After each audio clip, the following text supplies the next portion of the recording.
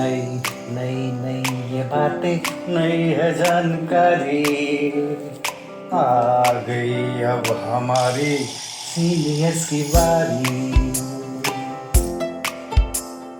नई नई नई ये बातें नई है जानकारी आ गई अब हमारी सीनियर्स की बारी। इनके अनुभव से अपनी बदली दुनिया सारी, इनके अनुभव से अपनी बदली दुनिया सारी। टाटा टाटी नाना नानी करते बातें प्यारी। सुन लो तुम, समझ लो तुम, हाँ सुन लो तुम, समझ लो तुम, सुन लो तुम, समझ लो तुम, बात ये हमारी। खुश रखोगे इनको तो होगी खुशी तुम्हारी। नई बातें हैं ये देखो नई जानकारी आ गई अब हमारी सीनियर्स की बारी। किस्से कहानियां सेहत और विज्ञान की बातें, रेडियो कार्यक्रम अनुभव में सीनियर्स की बात सीनियर्स के साथ। विज्ञान प्रसार विज्ञान और प्रौद्योगिकी विभाग भारत सरकार एवं अलगप्पा विश्वविद्यालय कराईकुड़ू तमिलनाडु के संयुक्त तत्वावधान में प्रस्तुत करता है वरिष्ठ नागरिकों के लिए ऑडियो श्रृंखला अनुभव, जिसकी रूपरेखा बनाई है डॉक्टर आर श्रीधर ने। इस श्रृंखला के अंतर्गत ये कार्यक्रम आप सुन रहे हैं IIMC के सामुदायिक रेडियो अपना रेडियो 96.9 FM पर। ये कार्यक्रम हमारे mentor professor doctor Sangeeta Pranvendra के मार्गदर्शन में प्रस्तुत किया गया है। आज जिस विषय पे हम चर्चा करेंगे वो है बायोटेक्नोलॉजी क्या है, इसके क्या फायदे हैं और इससे देश की उन्नति कैसे हो सकती है।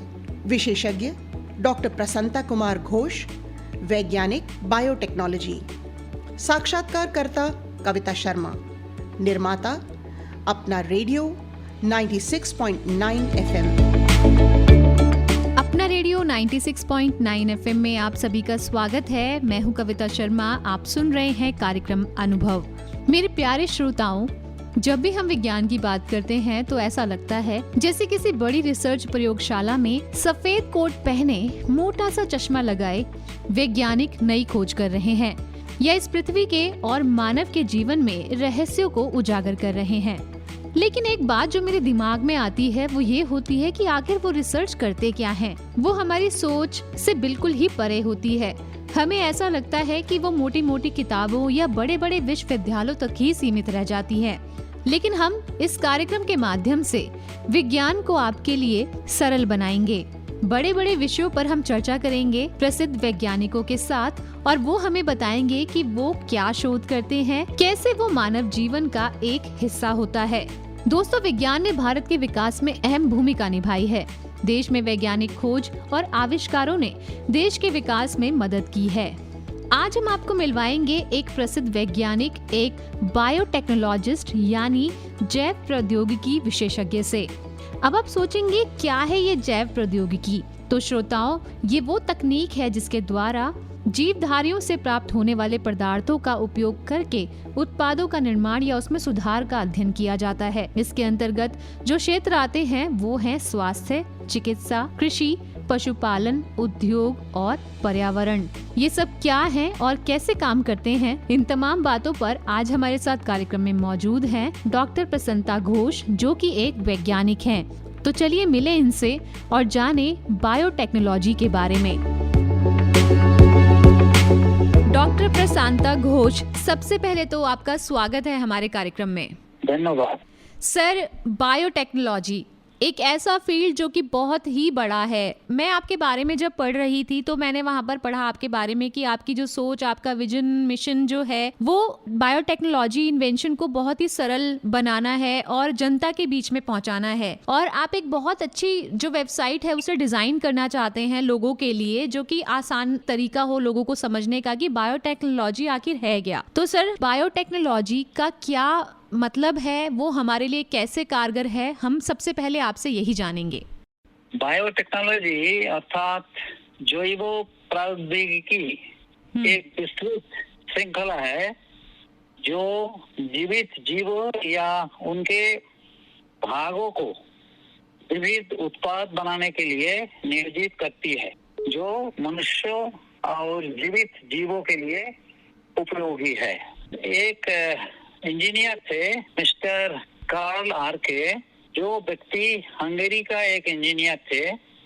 उन्होंने सन 1919 में 1919 में ये नाम पहला बार दिया था। इस समय दूध, दही, पनीर आदि खाद्य इंडस्ट्री के तौर पर बिकने लगा, मांस आदि इंडस्ट्री के तौर पर बनने लगा, नाना प्रकार किन्नित भोजन जो कि जिसको हम फर्मेंटेड फूड बोलते हैं एवं फल मूल इत्यादि इंडस्ट्री से बनने लगा।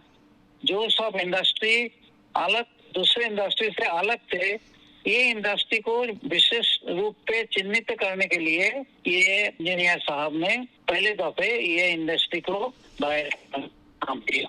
अभी ये आजकल बायोटेक्नोलॉजी मोटे तौर पर 4 मूल भागों में बोला जाता है।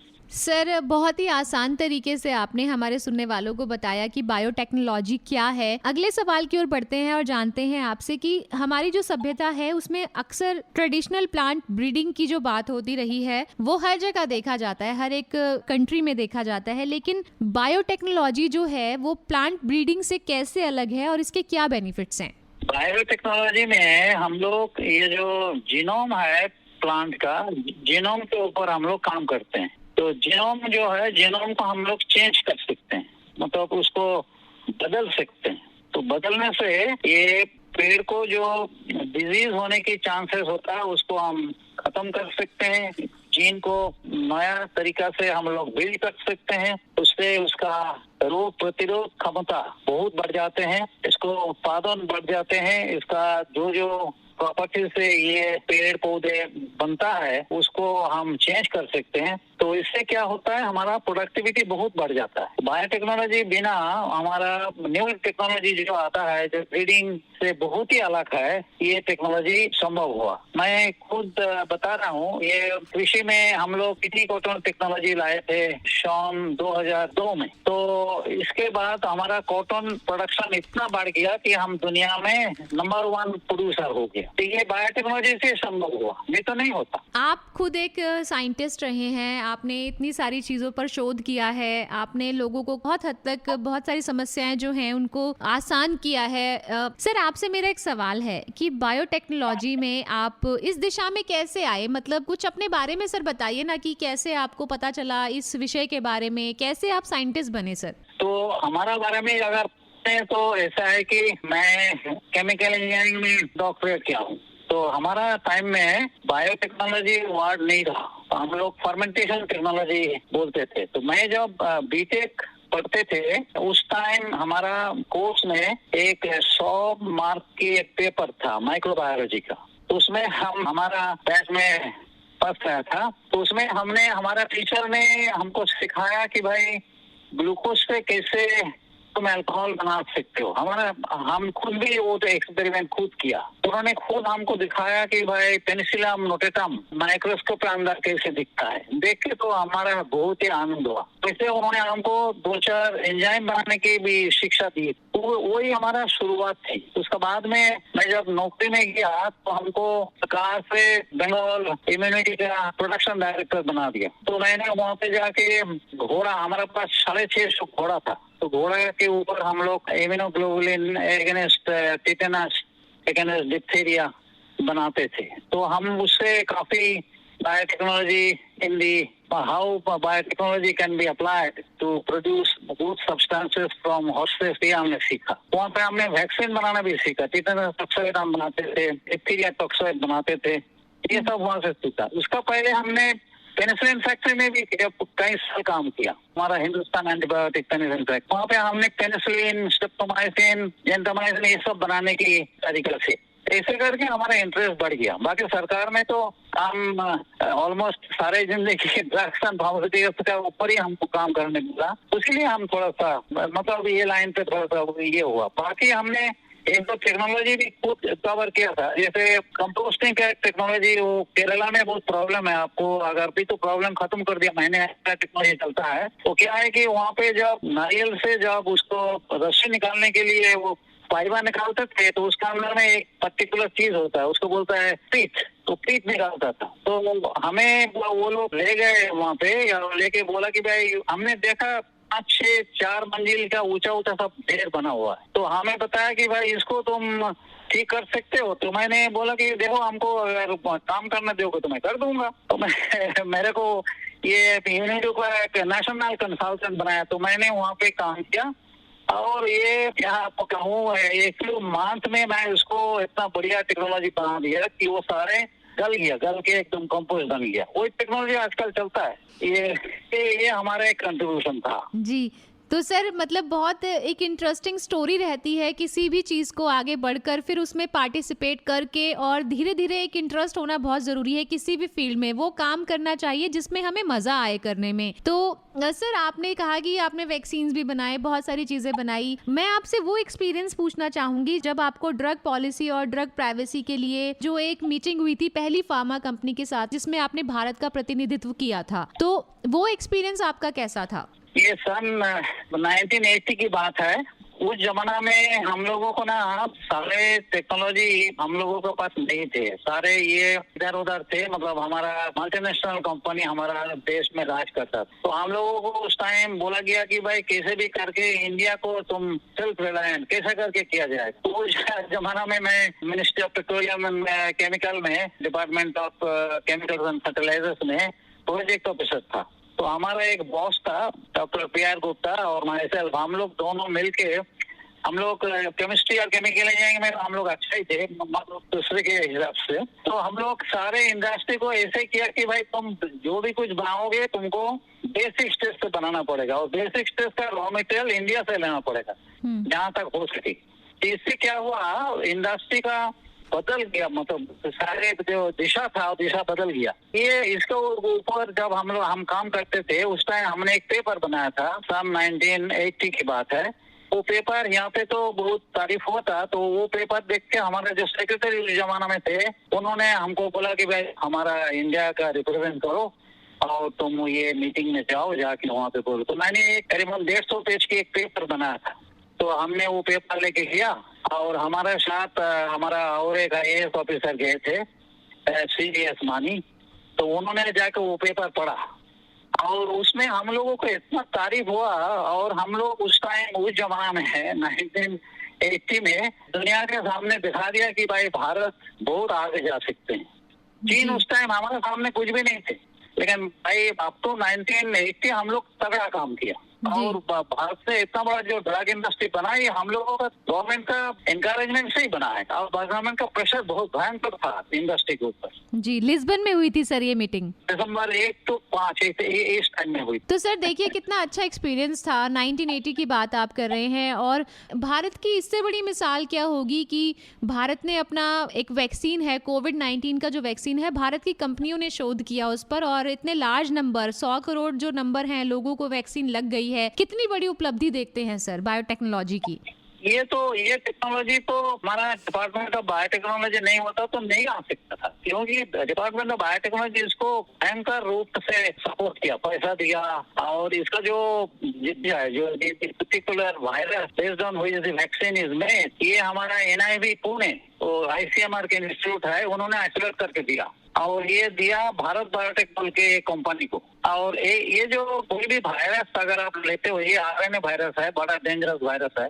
तो ये वायरस को कोई भी जो बीमार है, मतलब कोविड में भुगता है, उससे शरीर से हम निकाल सकते हैं। निकालने के बाद हम इसको कल्चर कर सकते हैं। तो कल्चर करने के टाइम में एक तरीका से बिहेव करता है। जैसे घर में 5 बच्चा हुआ, 5 बच्चा अलग अलग तरीका से बिहेव करता है, वो भी करता है। उसमें से हमको छाट के निकालना है कौन बच्चा हमको चाहिए। वैसे पर्टिकुलर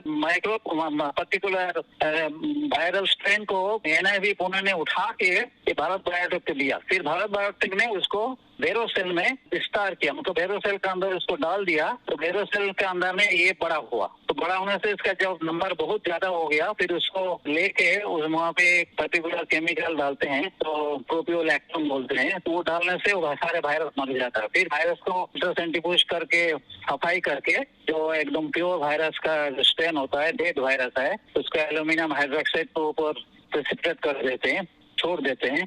तो होने के बाद और उसका एडजस्टमेंट कर लेते हैं भाई कितना क्वांटिटी एक मिलीलीटर में होगा। जब हो जाता है यही हमारा वैक्सीन है। ये वैक्सीन भारत बायोटेक ने बनाया और इसमें डीबीटी भयंकर साहाଯ୍य किया, मतलब हेल्प किया, इसीलिए वैक्सीन बना। ये तो हमारा बहुत गौरव की बात है। तो इसके साथ साथ और भी एक बात हुआ, हम लोग जो सीरम इंस्टीट्यूट ऑफ इंडिया है पुणे का, तो वो भी टेक्नोलॉजी इंग्लैंड से लाए थे। ये दोनों मिलके भारत बायोटेक और सीरम इंस्टीट्यूट ऑफ इंडिया दोनों मिलके इतना वैक्सीन हम लोग बनाए हैं। और ये वैक्सीन बनाने की तरीका सरकार ने इतना बढ़िया तरीके से किया है कि हम लोग इसमें काफी हद तक कामयाब हुआ है। ये तो बहुत ही गर्व की बात है।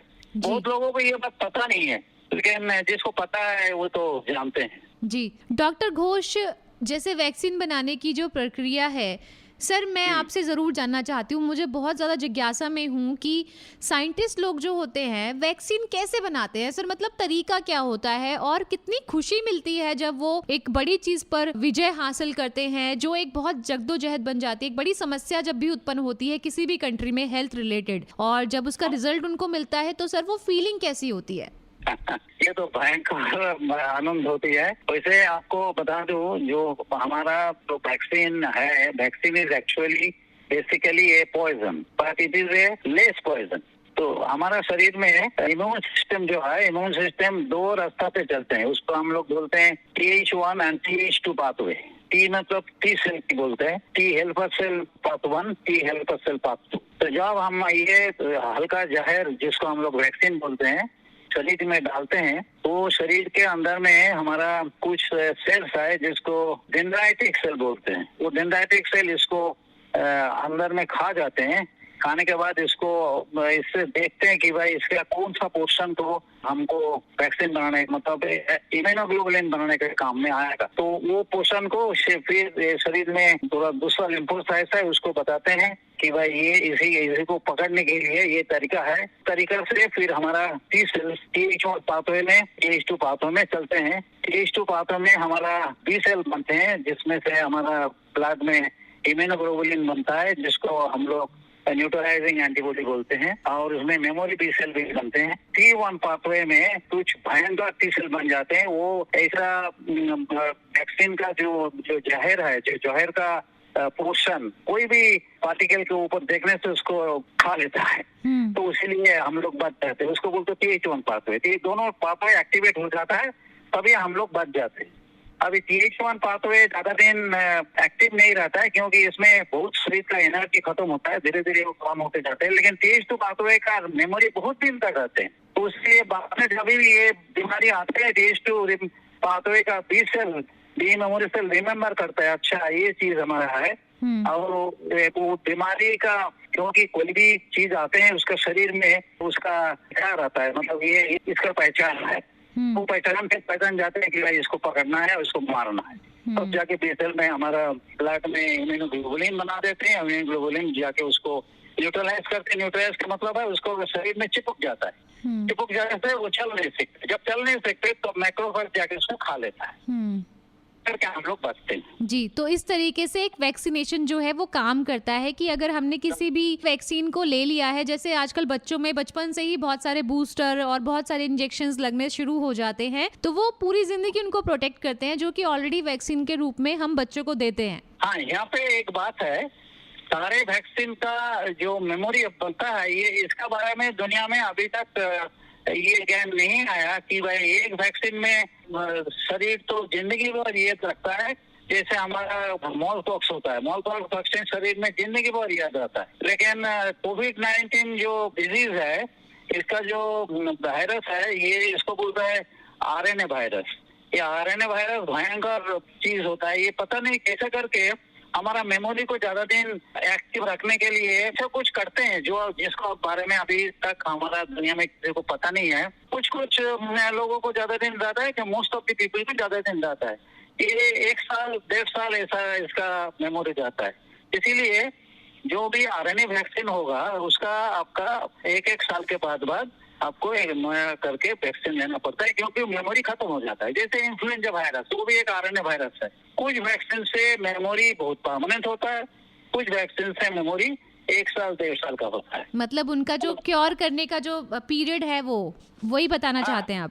क्योर तो बहुत जल्दी हो जाता है, इसको रिमेम्बर करने का। जैसे वैक्सीनेट हम वैक्सीनेटेड है क्या कोविड-19 हाँ का, हाँ। तो आपका वैक्सीन कितने दिन चलेगा? 1 साल चलेगा, उसके बाद हमको दोबारा लेना पड़ेगा। ये बात बोल रहा हूँ। ओके, मतलब जैसे हम बच्चों को बूस्टर लगवाते हैं कि 6 महीने का बूस्टर, देन फिर उसके बाद का बूस्टर, इस तरीके से जो वैक्सीन है वो काम करती हैं। हाँ, बिल्कुल बिल्कुल। ये जैसे डीपीटी है, डीपीटी में आपने हमारा देश में अभी जो वैक्सीन हम लोग बनाते हैं, एक बच्चे को 12 वैक्सीन पड़ता है। तो मान लो हम टिटेनस की बात करते हैं, टिटेनस वैक्सीन अगर अपने बच्चे को टिटेनस दे दिया तो ये टिटेनस ऑलमोस्ट जिंदगी भर चलता है। लेकिन अगर जैसे हम बूढ़े आदमी है तो हमको अगर आपने लंग्स का तकलीफ हम लोगों का होता है, सर्दी में तो ज्यादा ही होता है, तो आपने इन्फ्लुएंजा का वैक्सीन दे दिया तो ये साल तो मैं ठीक रहूंगा, लेकिन अगले साल हमको दोबारा देना पड़े। जी, तो मतलब वो अकॉर्डिंग टू द एज भी काम करते हैं। एज का एक बात है, कई टाइम खाली एज की खाली नहीं है, वैक्सीन भी जैसे सास को भी आप बच्चे को भी दोगे या बुढ़े लोगों के दोगे, मेमोरी इसका ज्यादा दिन नहीं रहता। जी, तो डॉक्टर प्रशांता घोष, अभी क्योंकि इस कार्यक्रम का जो समय है वो बिल्कुल खत्म होने को है, लेकिन हम अगली कड़ी में भी आपके साथ ही चर्चा करेंगे। तो फिलहाल सर जाने से पहले मैं यही कहूंगी कि आज की जो ये चर्चा है बहुत ही अच्छी रही है आपके साथ, और अभी मेरे पास बहुत सारे सवाल हैं जिसको मैं अगली कड़ी के लिए बचा के रखना चाहती हूँ। आप हमारे साथ जुड़े डॉक्टर प्रशांता घोष, बहुत बहुत धन्यवाद। Thank you very much. तो दोस्तों, आज की इस कड़ी में इतना ही, लेकिन अगली कड़ी में हम फिर से होंगे डॉक्टर प्रसन्नता कुमार घोष के साथ और चर्चा करेंगे बायोटेक्नोलॉजी के ऊपर। फिलहाल इन्हीं शब्दों के साथ कि आप खुश रहिए, मुस्कुराते रहिए और अपने जीवन में विज्ञान की भूमिका को समझिए और विज्ञान को बढ़ावा दीजिए। कविता शर्मा को दीजिए अनुमति। सुनते रहिए अपना रेडियो 96.9 FM। नमस्कार।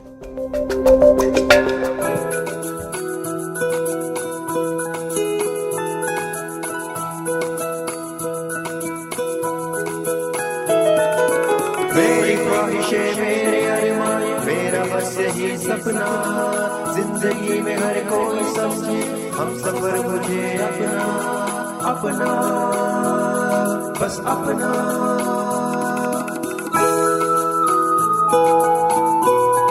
अपना रेडियो 96.9 FM। अपना बस अपना।